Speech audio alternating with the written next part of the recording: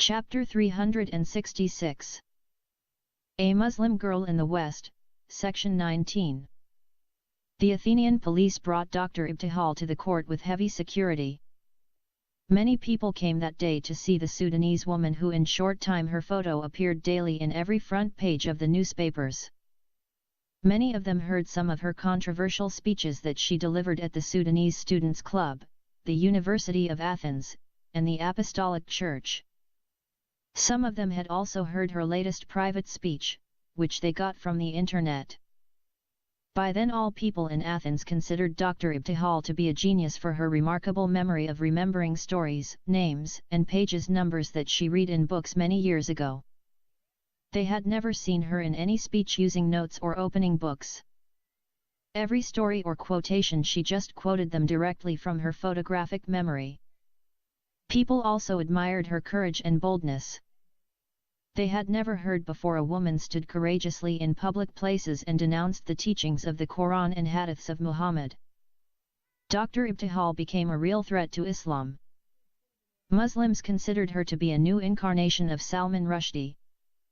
He is an Indo-British writer who published the first controversial writings in his book Satanic Verses in the late 80s.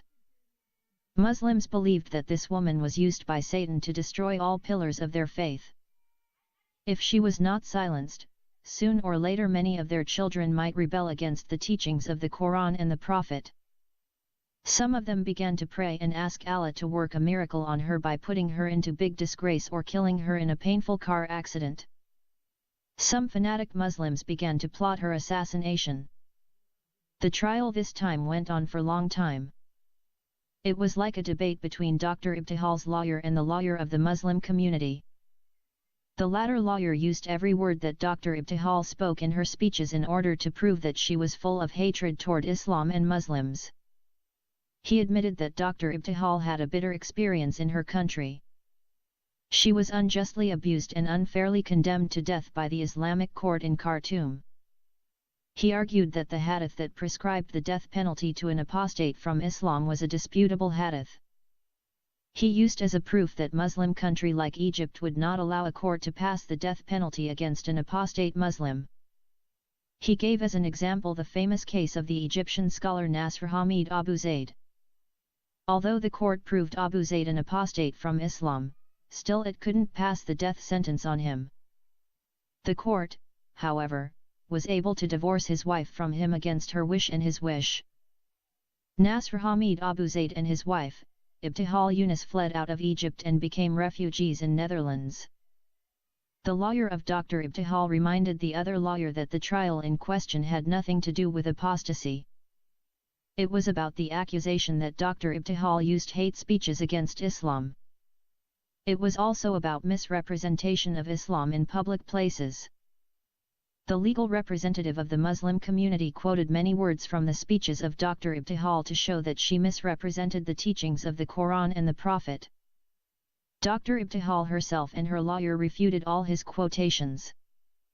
Finally, the lawyer tried to prove that Dr. Ibtihal was used by some enemies of Islam to attack it. He gave as an example the Athenian Apostolic Church. The judge himself intervened at this junction and told the lawyer that Dr. Ibtihal spoke in the Sudanese Students' Club in an Athenian university's auditorium before she spoke in the Apostolic Church. When the lawyer failed to establish legal evidences against Dr. Ibtihal, the court once again dismissed the case and exonerated her of all the charges. Many people clapped their hands to the court and cheered to Dr. Ibtihal when the trial thus ended. Some bearded men and head-covered women felt very angry when the court did not condemn their bitter enemy. The cops had to push the media people and fans for Dr. Ibtihal to make her exit out of the crowded court. Some TV's channels requested Dr. Ibtihal to appear in one of their shows. They gave her their cards and asked her to call any time, and she was promised to choose her own favorite time of the day. Dr. Ibtihal felt so honored when she was emerged out of the court. At those unforgettable moments, she remembered the way she was abused by the court and hated by the people in Sudan. One of those TV's girls suddenly dropped down her camera and microphone, rushed toward Ibtihal, and stabbed her twice in her stomach. She used a knife as long as a small sword. One of the cops reacted quickly and shot her across the head. The place suddenly became chaos. The crowd ran on each other. Many people fell down and got trodden under feet. The cops were confused and frightened too. They thought the attacker was a suicidal terrorist who had some explosive belt fastened around her body. They avoided touching her body or coming closer to it. Some of them fired bullets on air to scare the crowd away. When the place cleared a bit, the cops called for medical help. Many fleet of police cars arrived in the scene of the attack along with 4 ambulances. Dr. Ibtihal's body was lying close to the body of the attacker.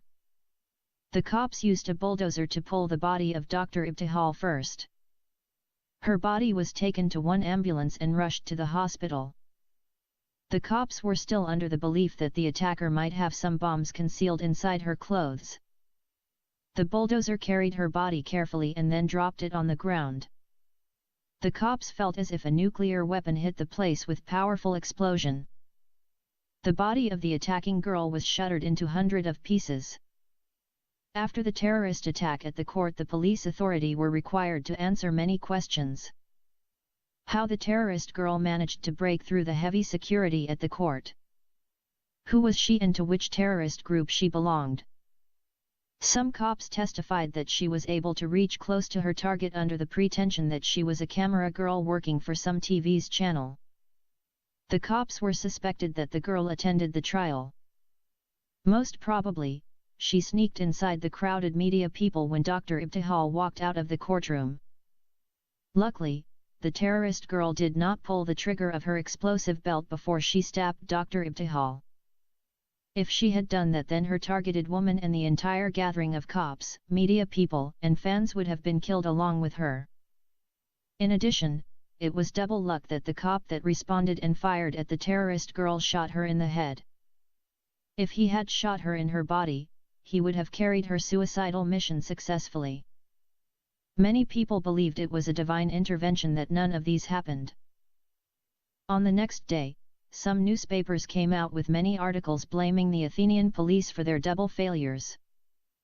The Athenians also were outrageous with the police double failures to prevent 2 terrorists' attacks in short period against innocent people. In both attacks, the police authority intercepted communications between terrorist groups in Syria with terrorist groups in Athens. In both cases, they failed to stop the vicious attacks against the innocent citizens. What puzzled the police authority and the Athenians that in both attacks the terrorists used young women.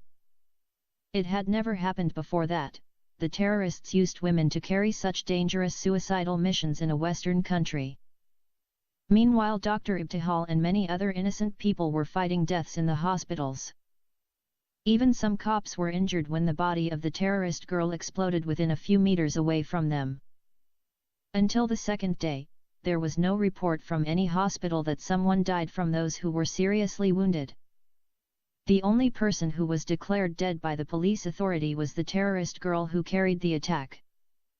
The cops were able to gather some limbs from her exploded body. Those limbs did not reveal anything about her. The media people supplied the police authority of her movements prior to the attack. Some videos showed that she was trying to come close to her target as soon as Dr. Ibtihal emerged out of the court. The authority was able to identify her as having Arabic features. She was dressed up in jeans and loose big jacket shirt. The loose jacket was meant to hide the explosive belt that fastened around her stomach and back. She was wearing big black glasses that concealed her eyes. Most probably, she did not want to be identified or suspected as a terrorist. The police interrogated all the media persons who came close to Dr. Ibtihal when the terrorist girl stabbed her. None of them was able to identify her face. The police concluded that the terrorist girl was a pretender. She had no connection with any media group. The police also scrutinized carefully the videos of the surveillance cameras that installed inside the court hall. No video showed the face of the girl. The police became sure that the girl was not inside the court hall while the trial was conducted. The Greek police put her photo in each media and demanded that who's ever seen that girl should contact the nearest police station. The police made some random interrogations of some girls from the Muslim women's shelter. All those girls claimed to have not seen that girl before. The cops went to so many mosques in the city and inquired if any had seen the girl before. Their efforts yielded nothing. Some people wrote articles in the newspapers against Dr. Ibtihal. They blamed her of incurring more wrath from the Muslim community by her critical and controversial speeches. Some writers went to the extent of saying that Dr. Ibtihal asked for it. Being a former Muslim herself, she should have understood the mentality of her own people. They argued further that her speeches were very provocative to Muslims. Some of those writers suggested that if she survived the attack, Dr. Ibtihal should cease from speaking against Islam and make public apology to all Muslim community in Athens. They further suggested that the Athenian police should ban her from any public appearances because she became a target for Muslim extremists. Other writers went to the extent of suggesting that Dr. Ibtihal should be sent to an unknown place or into exile. Those who made this suggestion argued that why should innocent Athenians' lives be jeopardized because of her? After 3 days, the Athenian police was able to identify the suicidal attacker. A neighbor made a call to the police and reported suspicious activity of some Muslim group in the same building he lived. The police raided the building and arrested 4 young Muslim boys. When their belongings were searched, the police found a photo group. The girl was part of that photo group. The arrest of those 4 young Muslims led to the arrest of many more people. Finally, all members of the jihadist group were arrested along with their leaders. The police was able to extract all information regarding how the plot of the suicidal mission was planned. It was masterminded by one of the leaders of the group. The girl volunteered herself without any pressure being put on her by the group. The group felt frustrated when they came to know the girl did not do as she was told to do. The knife was not part of the attack. She was ordered to blow up herself as soon as she reaches closer to the blasphemer.